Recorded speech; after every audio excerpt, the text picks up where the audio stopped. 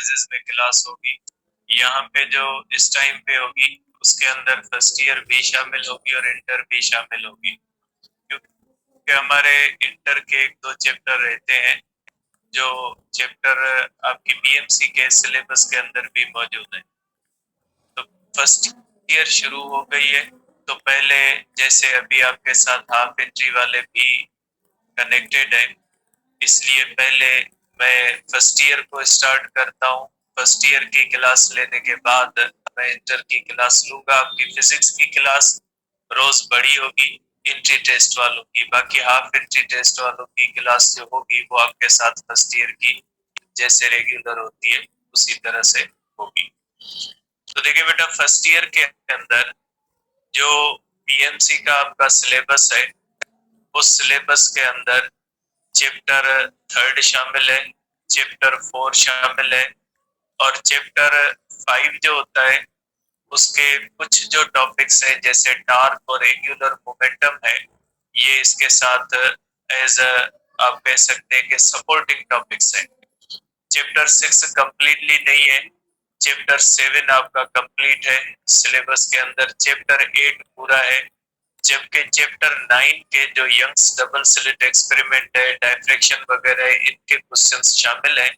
क्योंकि ये वेव्स के साथ कनेक्टेड चैप्टर है तो एट और नाइन चैप्टर जो आता है वो वेव्स के अंदर आता है, तो इसलिए एट और नाइन चैप्टर जो है वो आप समझेंगे कि दोनों शामिल है। लास्ट टाइम नाइन चैप्टर से क्वेश्चन भी आए हैं जो वेव्स के साथ, वेव्स के हिसाब से ये पीएमसी के सिलेबस के अंदर इंक्लूडेड है, जबकि चैप्टर टेन जो है ये कंप्लीटली आपके सिलेबस के अंदर, पीएमसी के सिलेबस के अंदर नहीं है। मैं हाफ एंट्री टेस्ट वालों को पढ़ा रहा हूँ चैप्टर नाइन और टेन। अगर एंट्री टेस्ट वाले या इंजीनियरिंग वालों जो है अगर वो नाइन और टेन इजाफी पढ़ना चाहे तो मैं आपको हाफ एंट्री वालों की जो दिन के टाइम पे क्लास होगी उसके अंदर आपको लिंक भेज दूंगा। अगर आप पढ़ना चाहते हैं इजाफी तौर पे कि अगर कोई सिलेबस में चेंज आती है या अगर खुदा न खास्ता कल सिंध लेती है अपनी टेस्ट अलग, तो उस हिसाब से उसमें फिर आपको आसानी होगी। और इंटर में भी जैसे आपको पता है कि मैं फुल्ली पढ़ा रहा हूँ, सिर्फ वही टॉपिक्स नहीं पढ़ा रहा जो पीएमसी के अंदर है। तकरीबन मैंने इंटर कंप्लीट करवाया है, कोई बीच में एक आध जो है वो चीजें है वो छोड़ी है, तो वो भी मैं आपको पढ़ा दूंगा। जो मेरा रेगुलर जो इंटर का सिलेबस है वो तकरीबन कंप्लीट हो चुका है, जो 2 बजे के बाद क्लास होती है, तो उसके अंदर मैं जो है वो वापस शुरू करूंगा उन चैप्टर्स को जो इंटर के अंदर पीएमसी के सिलेबस के अंदर चैप्टर 15 जो था वो नहीं था, तो चैप्टर 15 में 2 बजे के बाद पढ़ाऊंगा एक दो दिनों के बाद। तो अगर कोई 15 चैप्टर भी पढ़ना चाहता है तो वहां पे पढ़ ले ताकि आपके first year inter total complete हो जाए। तो यहाँ पे पहले स्टार्ट करेंगे बेटा हम फर्स्ट ईयर का चैप्टर थर्ड, क्योंकि पीएमसी के सिलेबस के अंदर चैप्टर थर्ड शामिल है, वेक्टर्स शामिल नहीं है। ठीक है, वेक्टर्स जो है उसका चैप्टर पीएमसी के सिलेबस के अंदर मौजूद नहीं है। ठीक है, आपके पीएमसी के सिलेबस के अंदर जो चैप्टर मौजूद है वो चैप्टर थ्री मौजूद है। ठीक है, तो चैप्टर थर्ड से हम स्टार्ट करेंगे।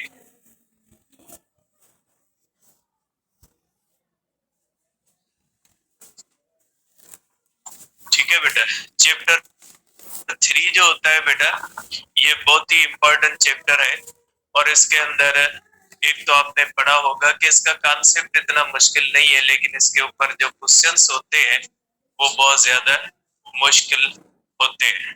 ठीक है, अब इस चैप्टर थर्ड के अंदर सबसे पहली चीज जो आपको माइंड में होनी चाहिए वो ये कि रेस्ट और मोशन किसको कहा जाता है। देखिए बेटा, आप हाफ एंट्री के हो या आप फुल एंट्री के हो, रेस्ट और मोशन की डेफिनेशन आप सबको आती होगी। देखिए, रेस्ट या मोशन, रेस्ट का मकसद होता है अगर कोई भी ऑब्जेक्ट अपने सराउंडिंग के हिसाब से अपनी पोजीशन तब्दील नहीं कर रहा तो ऐसी कंडीशन को हम कहते हैं रेस्ट।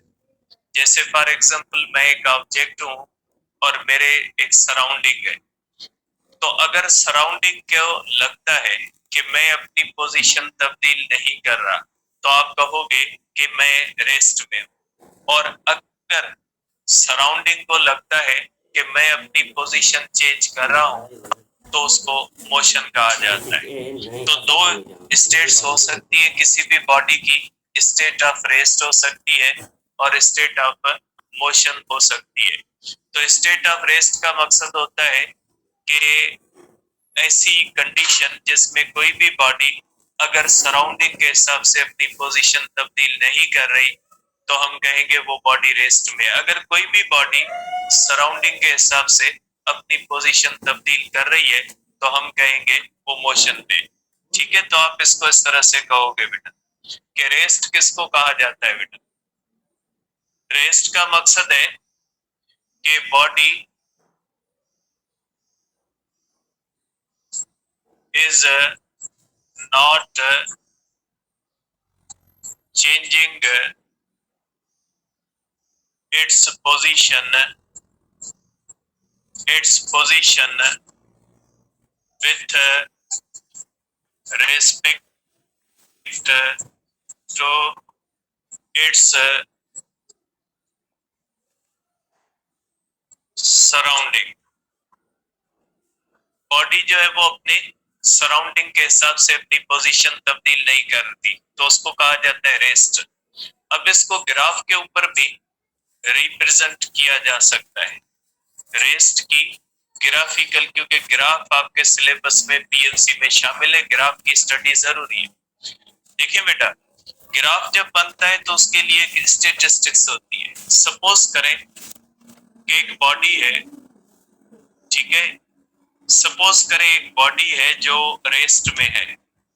तो जो बॉडी रेस्ट में होती है उसका ग्राफ हम निकालते हैं between distance and time. Between distance and time, graph rest का हमेशा बनता है बिटवीन डिस्टेंस एंड टाइम। जो बॉडी रेस्ट में होती है उसका टाइम तो गुजर रहा होता है, लेकिन उसका डिस्टेंस नहीं होता। जैसे फॉर एग्जांपल, मैं यहाँ पे खड़ा हूँ, आप मुझे ऑब्जर्व कर रहे हो, मेरा डिस्टेंस 0 है। 1 घंटे के बाद भी 0 होगा, 2 घंटे के बाद भी 0 होगा अगर मैं रेस्ट में हूँ। तो अगर कोई भी बॉडी जो रेस्ट में होती है तो उसके डिस्टेंस में किसी भी किस्म की चेंज नहीं आती टाइम के साथ। अगर आप मेरा अभी ऑब्जर्वेशन करोगे, मेरा डिस्टेंस 0 है, टाइम भी 0 है। अगर मैं रेस्ट में हूँ, 1 घंटे के बाद भी अगर मैं यहीं पे हूँ, तो टाइम तो 1 घंटा हो जाएगा, लेकिन मैं फिर भी कहलाऊंगा कि मैं रेस्ट में हूँ। तो आप कहोगे कि डिस्टेंस अगर 0 है, टाइम 0 है, डिस्टेंस वही 0 रहेगा, ठीक है, और टाइम जो होगा वो वही 0 रहेगा इस तरह से। या डिस्टेंस 0 है, सॉरी, टाइम जो है वो बढ़ रहा है। सपोज करें ये टाइम जो होता है वो 1 आवर हुआ, ठीक है, डिस्टेंस 0 है, ये टाइम सपोज करें 2 आवर हो। इस तरह से टाइम तो बढ़ता जाएगा, डिस्टेंस वही रहता है। या आप इसको इस तरह भी ले सकते हैं, ये ग्राफ इस चीज का है कि अगर आप ओरिजिन के ऊपर खड़े हो, ये आपकी पोजीशन है, ठीक है, ये डिस्टेंस है और ये टाइम एक्सिस है। आप कहां पे खड़े हो? ओरिजिन पे। सपोज करें आप ओरिजिन पे खड़े नहीं है, आप यहाँ पे खड़े हैं बेटा, आपका डिस्टेंस है 1 मीटर, ठीक है।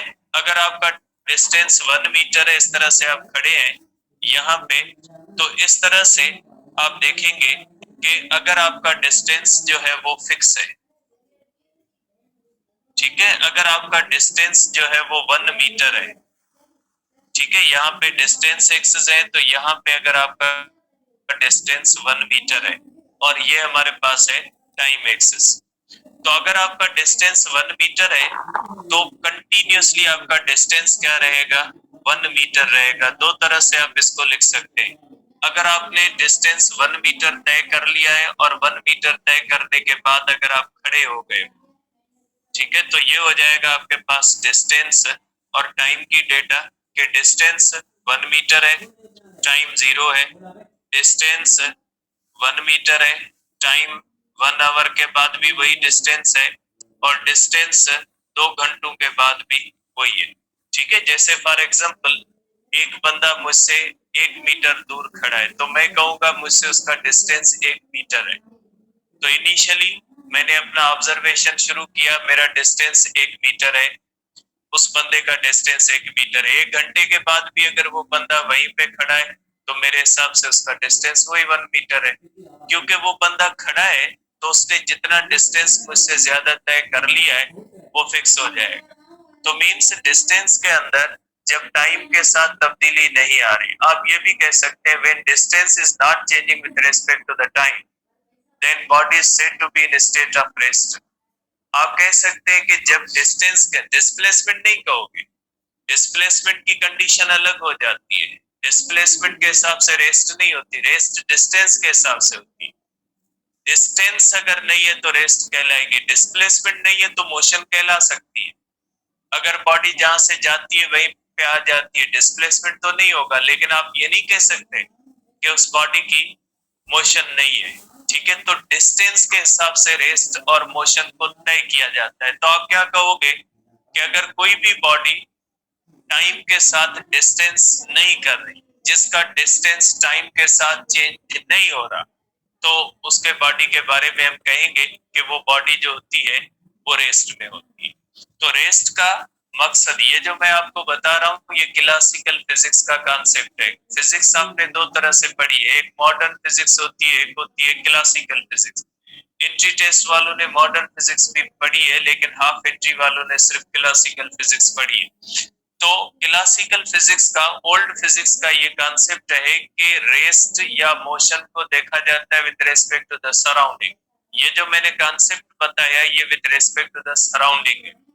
तो आप कहोगे कि रेस्ट का मकसद क्या हुआ कि सराउंडिंग के हिसाब से अपनी पोजीशन तब्दील ना करे या टाइम के साथ उसका डिस्टेंस तब्दील ना हो रहा हो, तो ऐसी कंडीशन को हम क्या कहेंगे, ऐसी कंडीशन को हम कहेंगे रेस्ट। अब अगर इसका ग्राफ आप ड्रॉ करोगे तो इसका ग्राफ इस तरह से आप बना सकते हैं। आप ग्राफ बनाने के लिए बेटा एक्स एक्सिस और वाई एक्सिस का इस्तेमाल करोगे। ठीक है, इसका यहाँ पे आप डिस्टेंस लिखोगे, सपोज करें डिस्टेंस मीटर के अंदर है। यहाँ पे भी आप यूनिट आपको लिखना जरूरी होता है कि आपने ये जो मेजरमेंट की है वो किस यूनिट के अंदर आप कर रहे हैं। मैंने डिस्टेंस मीटर के अंदर लिया है और टाइम आवर के अंदर लिया है। डिस्टेंस बेटा 1 मीटर है, सपोज करें ये 1 है, 2 है। ठीक है, यहाँ पे मैं टाइम एक्सेस करता हूँ बेटा, ये 0 0 है, और ये अगर 1 है बेटा, और ये 2 है, और ये 3 है। टाइम आवर के अंदर मैंने लिखा है। तो अब क्या करोगे बेटा, टाइम 0 डिस्टेंस 0। बेटा डिस्टेंस 1 ही रहता है, लेकिन टाइम क्या हो रहा होता है, टाइम इस तरह से चेंज हो रहा होता है। आप देख सकते हैं 1 घंटे के अंदर भी डिस्टेंस 1 मीटर, दूसरे घंटे के अंदर भी डिस्टेंस 1 मीटर, तीसरे घंटे के अंदर भी डिस्टेंस वही 1 मीटर ही रह रहा है। तो अगर इस तरह से कोई भी स्ट्रेट लाइन ग्राफ बनती है और डिस्टेंस ग्राफ किसके दरमियान, if line of distance time graph is a straight line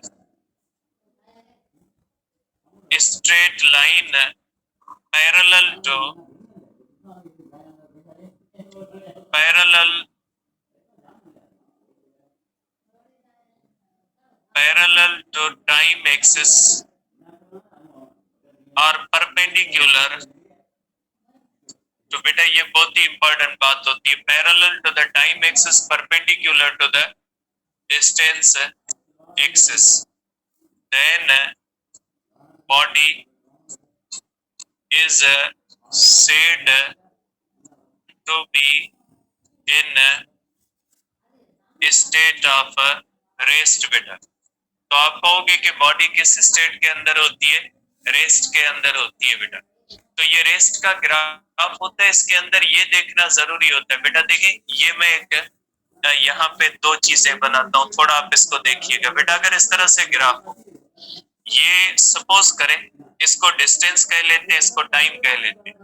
अगर ग्राफ इस तरह से हो, तो बेटा ये ग्राफ और ये ग्राफ सेम बात है, फर्क ये है कि इसमें मैंने एस इस एक्सिस पे रखा है, टाइम इस एक्सिस पे रखा है, और यहाँ पे मैंने देखे कोई कंडीशन कौन सी आती है कि graph parallel to the time axis है और परपेंडिकुलर किसके होता है, डिस्प्लेसमेंट एक्सिस के। आप देख सकते हैं टाइम एक्सिस है, graph parallel to the time axis है, perpendicular to the distance axis होता है। तो ये बेटा ग्राफ जो होता है, ये ग्राफ किसका होता है, ये रेस्ट का है बेटा। और ये ग्राफ भी आपने ऊपर पढ़ा है बेटा, डिस्टेंस और टाइम का। ये ग्राफ भी किसका होता है बेटा, रेस्ट का। एक ग्राफ इस तरह से होता है बेटा, अगर इस तरह से हो डिस्टेंस और टाइम का, अगर इस तरह से हो बेटा या इस तरह से हो, अगर यहाँ पे डिस्टेंस हो यहाँ पे टाइम हो, इस तरह से हो, ठीक है। देखिए इस ग्राफ और इन ग्राफ्स के अंदर फर्क है। देखिए बेटा फर्क करना सीखें, डिस्टेंस टाइम ग्राफ, ये भी डिस्टेंस टाइम ग्राफ है, ये भी डिस्टेंस टाइम, सब डिस्टेंस टाइम ग्राफ है। फर्क क्या है, इसमें लाइनें जो होती है टाइम एक्सिस से पैरेलल है दोनों में। ये जो होते हैं, ये लाइन जो होती है इसके अंदर, ये जो होती है parallel to T axis, parallel to T. और इसके अंदर देखें ये कौन सी होती है, ये होती है परपेंडिकुलर टू टी। ठीक है, दोनों में फर्क है दोनों डिस्टेंस टाइम ग्राफ। ठीक है, एक जो होता है वो बेटा parallel to the displacement sorry time axis होता है, और दूसरा जो होता है वो किसका होता है, जो होता है पैरेलल टू द, जो है वो इस तरह से डिस्प्लेसमेंट एक्सिस होता है। ये parallel to the displacement axis होता है और ये parallel to the time axis होता है। फर्क देखें, ये ग्राफ दुनिया में पॉसिबल नहीं, इनफिनाइट वेलोसिटी का ग्राफ है। तो बेटा डिस्टेंस टाइम ग्राफ की स्ट्रेट लाइन, हर स्ट्रेट लाइन जो है वो रेस्ट को जाहिर नहीं करती, सिर्फ वही स्ट्रेट लाइन जो parallel to the time axis हो, परपेंडिकुलर टू द जो है वो डिस्टेंस एक्सिस हो बेटा। ठीक है, तो डिस्टेंस एक्सिस से परपेंडिकुलर हो, टाइम एक्सिस से पैरेलल हो, तो वही लाइन जो होती है वो रेस्ट को जाहिर करती है। हर straight line between distance and time axis जो होती है वो रेस्ट को जाहिर नहीं करती। ठीक है, तो ये हो गया बेटा हमारे पास स्टेट ऑफ रेस्ट, या उससे रिलेटेड जो है वो एक सिंपल सा ग्राफ। क्योंकि आपके पास कहा गया कि ग्राफिकल स्टडी आपने करनी है, आपके पीएनसी के सिलेबस के अंदर ये चीज मौजूद है कि आपने ग्राफ की स्टडी करनी है। तो ये हो गया हमारे पास बेटा स्टेट ऑफ रेस्ट। और ये स्टेट ऑफ रेस्ट का जो मैंने कॉन्सेप्ट बताया है, ये बताया है विथ रेस्पेक्ट टू, ठीक है, ये मैंने आपको बताया है with respect to the classical physics. Classical physics कहती है कि रेस्ट का फैसला सराउंडिंग करेगी। अगर सराउंडिंग को लग रहा है कि ऑब्जेक्ट मूव नहीं कर रहा तो आप कहोगे रेस्ट है। लेकिन मॉडर्न फिजिक्स इससे उल्टी चीज कहती है। मॉडर्न फिजिक्स के अंदर हमने पढ़ा है गैलीलियन ट्रांसफॉर्मेशन के बाद, इनर्शियल फ्रेम्स ऑफ रेफरेंस के बाद, स्पेशल थ्योरी ऑफ रिलेटिविटी पढ़ने के बाद हमने ये तय किया था कि there is no absolute state of rest और एब्सोल्यूट स्टेट ऑफ मोशन। कोई रेस्ट नहीं होती, कोई मोशन नहीं होती, हर चीज डिपेंड करती है फ्रेम ऑफ रेफरेंस पे। ये मॉडर्न फिजिक्स का कॉन्सेप्ट है कि स्टेट ऑफ रेस्ट और स्टेट ऑफ मोशन होती ही नहीं है। कोई एक चीज रेस्ट में भी आती है और मोशन में भी आती है। तो ये हाफ एंट्री वालों ने नहीं पढ़ा हुआ, लेकिन फुल एंट्री वालों ने 17 चैप्टर के अंदर पढ़ा है कि हर चीज जो होती है वो फ्रेम ऑफ रेफरेंस पे डिपेंड करती है। सेम चीज डिफरेंट फ्रेम्स ऑफ रेफरेंस में डिफरेंट नजर आती है। एक बंदे को वही चीज रेस्ट में नजर आती है, दूसरे बंदे को वही मूव करते हुए नजर आती है। कैसे वेलोसिटी चेंज होती है, कैसे डिस्प्लेसमेंट चेंज होता है, कैसे एक्सीलरेशन सेम रहती है, कैसे फोर्स सेम रहती है, 17 चैप्टर के अंदर हमने डिस्कस किया है। तो ये हो गया बेटा रेस्ट का कॉन्सेप्ट। ठीक है, अब आ जाए कि मोशन किसको कहा जाता है या मोशन क्या होती है बेटा। ठीक है, मोशन क्या होती है या मोशन किसको कहा जाता है बेटा। मोशन का मकसद है body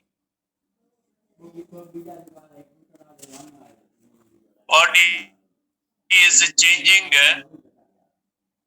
body is changing its position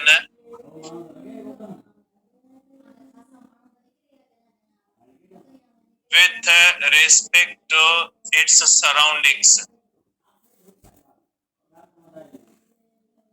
body जो होती है वो अपने सराउंडिंग के हिसाब से अपनी पोजीशन अगर तब्दील कर रही है तो ऐसी कंडीशन को हम कहते हैं टिश्यू।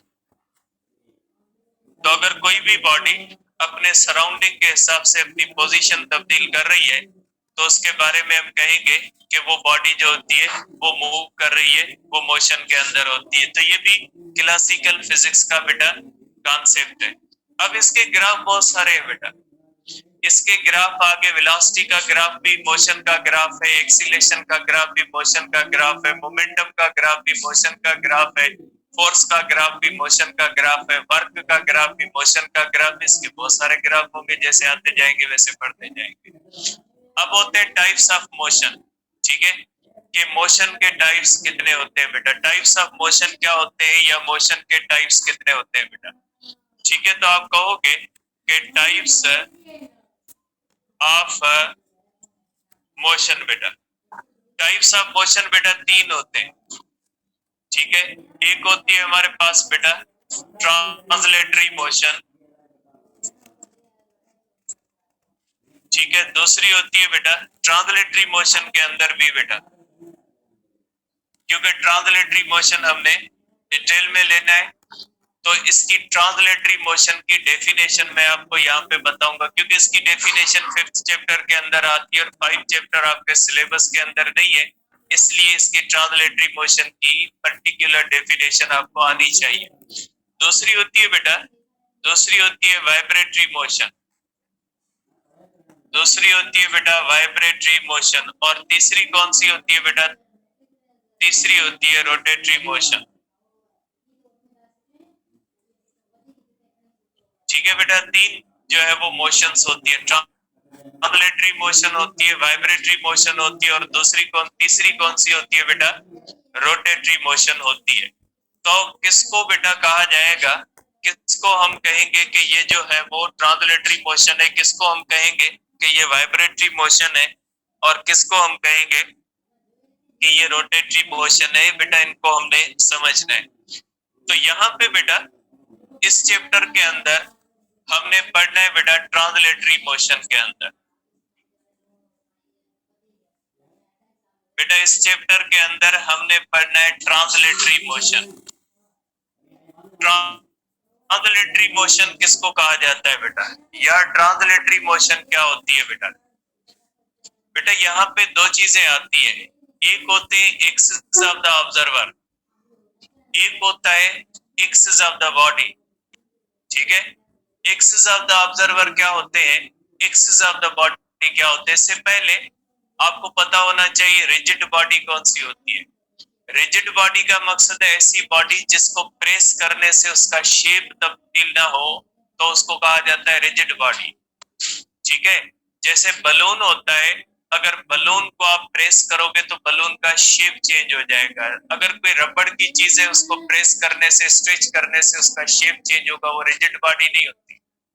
रिजिड बॉडी का मकसद है सॉलिड की बॉडी, जैसे ये होती है, इसको प्रेस करने से, इसको इस तरह से स्ट्रेच करने से इसका शेप चेंज नहीं होता। तो जिस चीज का शेप चेंज नहीं होता उसको रिजिड बॉडी कहा जाता है।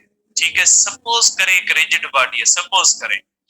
ट्रांसलेटरी मोशन की पहले बेटा मैं 2 पॉइंट्स लिखता हूं, उसके बाद आपको प्रॉपर डेफिनेशन जो है वो लिख के उसके बाद बताता हूं। पहली बात ये होती है कि axis of body remain parallel to axis of observer throughout motion. ठीक, नंबर 2 जो होता है बेटा motion of body can be explained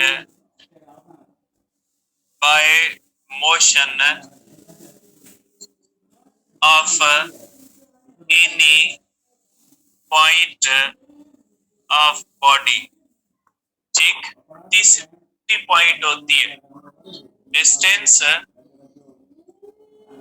distance of each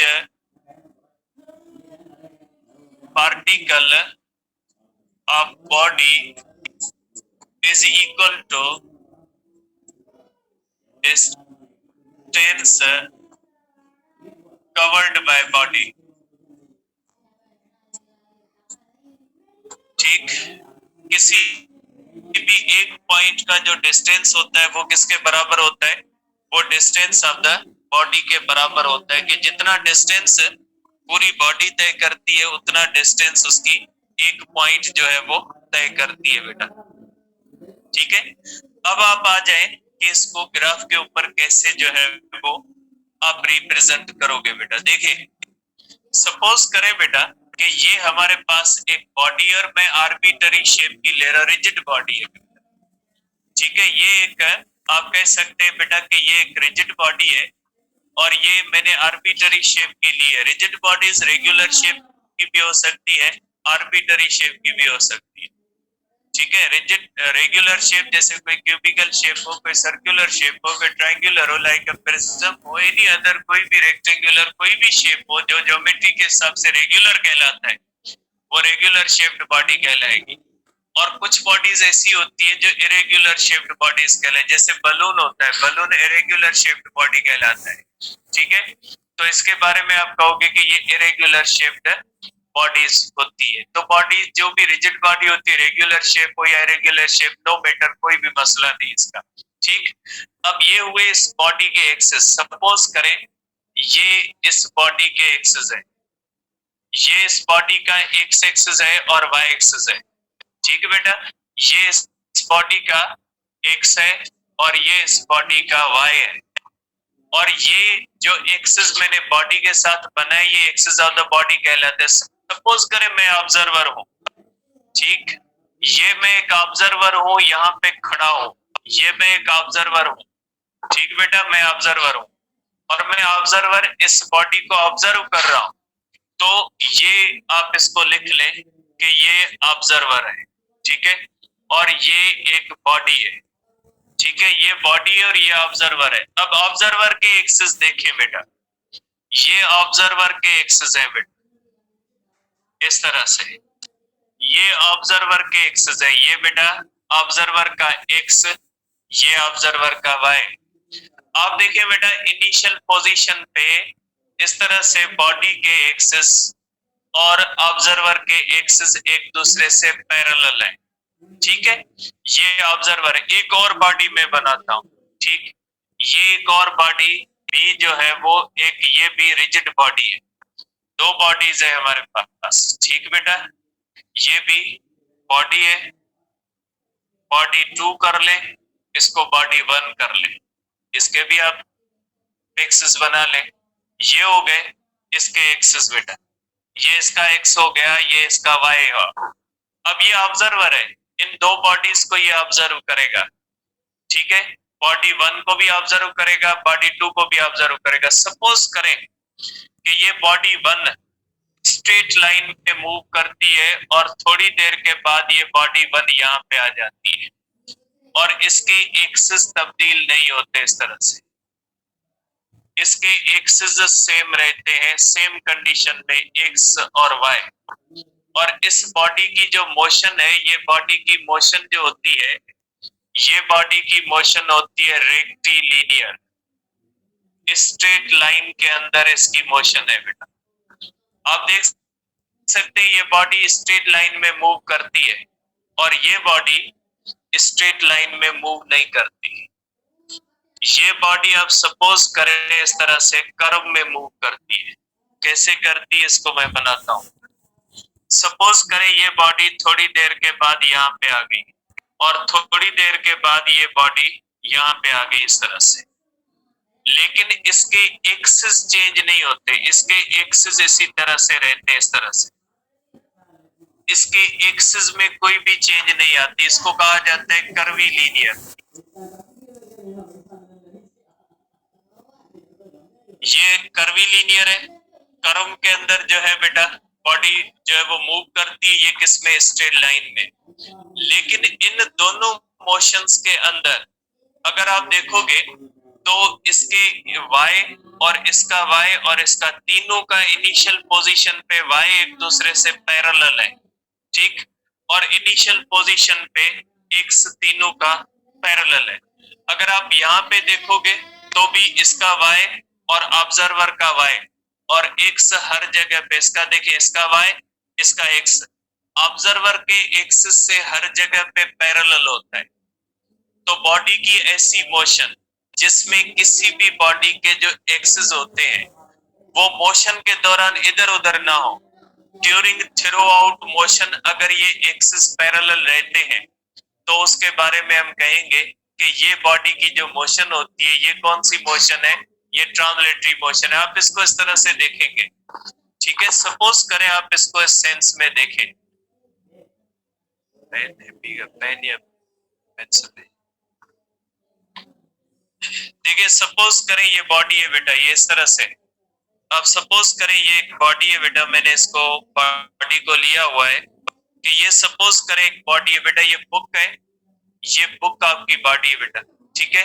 और इसका बेटा ये वाई एक्सिस है और ये एक्स एक्सिस है। अब ये अगर बेटा इस तरह से मूव करती है, आप देखें एक्स एक्सिस और वाई एक्सिस के अंदर इधर उधर तब्दीली ना आए, इधर उधर ना हो, ये इस तरह से मूव करे कि इसके एक्सिस जो हो उनके अंदर इधर उधर तब्दीली ना आए।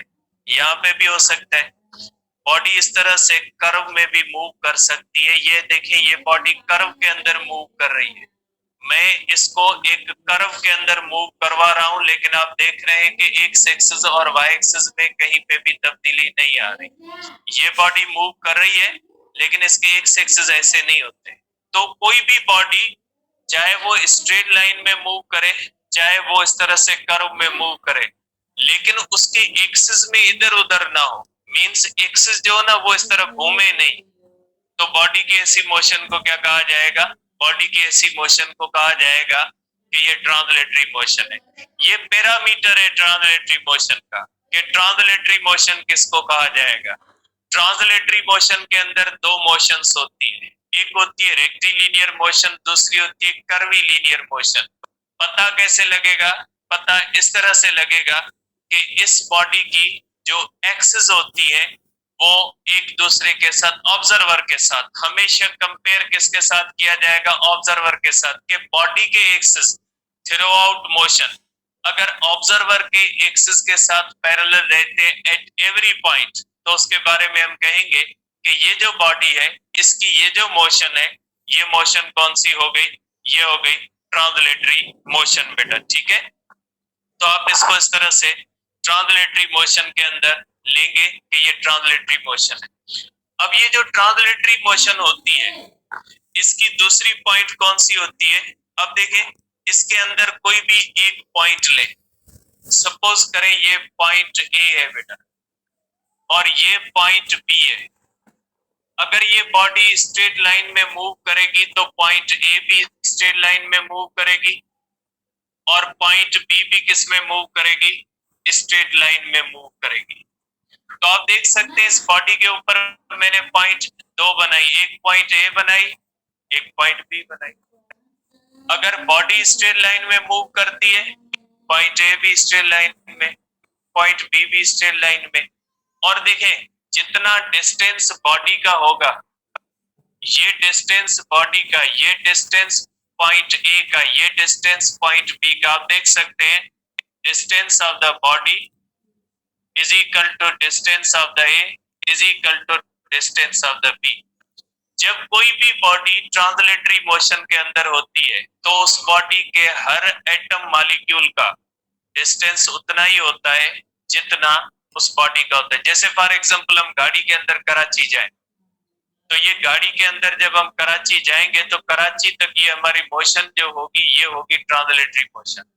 अब अगर गाड़ी ने 300 किलोमीटर तय किए तो आप कहोगे गाड़ी के टायरों ने भी 300 किलोमीटर किए, गाड़ी की बॉडी ने भी 300 किलोमीटर किए, गाड़ी के इंजन ने भी 300 किलोमीटर किए, स्टीयरिंग ने भी 300 किलोमीटर किए, सीट्स ने भी 300 किलोमीटर किए। तो जब कोई भी बॉडी ट्रांसलेटरी मोशन के अंदर होती है तो उस बॉडी के हर हिस्से की जो डिस्टेंस होता है, हर हिस्से का जो डिस्टेंस होता है वो इक्वल होता है और उतना ही होता है जितना उस बॉडी का होता है। अगर बॉडी का डिस्टेंस 100 किलोमीटर है, उसके हर एटम, हर मॉलिक्यूल, हर हिस्से का 100 किलोमीटर होगा। आप देख सकते हैं, यहाँ पे भी आप देख सकते हैं, सपोज करें पॉइंट ए है, अगर बॉडी की स्ट्रेट लाइन सबकी स्ट्रेट, अगर बॉडी की कर्व में है तो पॉइंट ए की मोशन भी कौन सी हो जाएगी, पॉइंट ए की मोशन भी कर्व होगी, और पॉइंट बी की मोशन कौन सी हो जाएगी, पॉइंट बी की मोशन भी उसी तरह से कर्व में होगी जिस तरह से बॉडी की होती है। तो आप कहोगे कि जब कोई भी बॉडी इस तरह से जो है वो ट्रांसलेटरी मोशन के अंदर होती है तो उसके एक्सिस एक दूसरे से पैरेलल रहते हैं और किसी भी एक पॉइंट की मोशन पूरी बॉडी की मोशन को एक्सप्लेन कर सकती है। अगर मैं कहूं इस बॉडी की मोशन ट्रांसलेटरी है और उसकी पॉइंट ए की लीनियर मोशन है तो आप समझ जाओगे कि बॉडी की मोशन लीनियर है। अगर मैं कहूं ये बॉडी ट्रांसलेटरी मोशन में और इसकी एक पॉइंट बी की मोशन लीनियर है, आप कहोगे पूरी बॉडी की मोशन लीनियर। किसी भी एक बॉडी की मोशन का पता लग गया ना, पूरी बॉडी का पता लग जाएगा। फॉर एग्जाम्पल मैं कहूँ कि एक बस कराची गई और उसका एक टायर का डिस्टेंस 350 किलोमीटर है तो आप कहोगे बस का भी 350 होगा। ठीक है, अगर मैं कहूँ उसके स्टीयरिंग का 300 किलोमीटर, आप कहोगे पूरी बस का 300। मीन्स एक पॉइंट के डिस्टेंस से पूरी बॉडी का डिस्टेंस पता लग जाए, एक पॉइंट की मोशन से पूरी बॉडी की मोशन का पता लग जाए तो ऐसी मोशन को ट्रांसलेटरी, आम तरह से जो भी मोशन होती है ट्रांसलेटरी मोशन, चाहे वो कर्व के अंदर कर्वी लीनियर मोशन हो, चाहे वो रेक्टी लीनियर मोशन। ठीक, अब बेटा आप हाफ एंट्री वाले जो है वो डिस्कनेक्ट हो सकते हैं। एंट्री टेस्ट वालों का अब जो है बेटा आप जो है वो 10 मिनट ब्रेक करें। 9:05 के अंदर मैं आपका जो इंटर का क्लास 10 मिनट ब्रेक कर लेंगे।